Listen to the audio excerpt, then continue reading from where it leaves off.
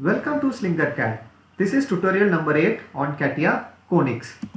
In this video, we will see what are conics, how to access conics, what are the different types of conics. What are conics? So conics, as this image implies, you have a cone here. When you bisect the cone with a plane parallel to the base plane, you will get circle.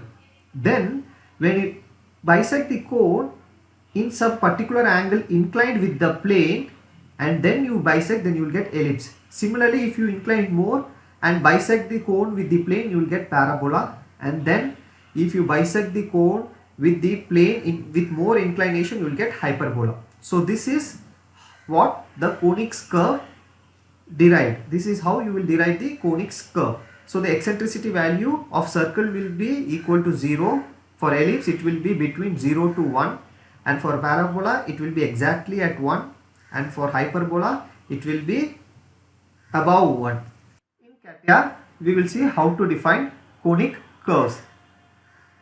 You can access conics from profile toolbar, or else you can access it from insert, profile, conic. So you will find here ellipse, parabola by focus, hyperbola by focus and conic.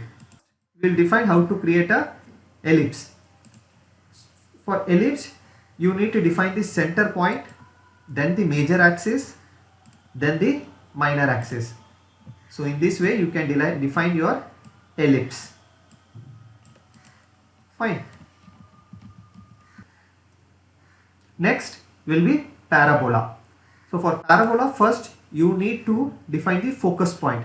Just select a random point and define it and take it as a focus point. Then you need to define its apex point. Then you have to define its curve start point and end point. So this is how your parabola is created. Next is hyperbola. So for hyperbola, first you need to define your focus point, then the center point, and then the apex point.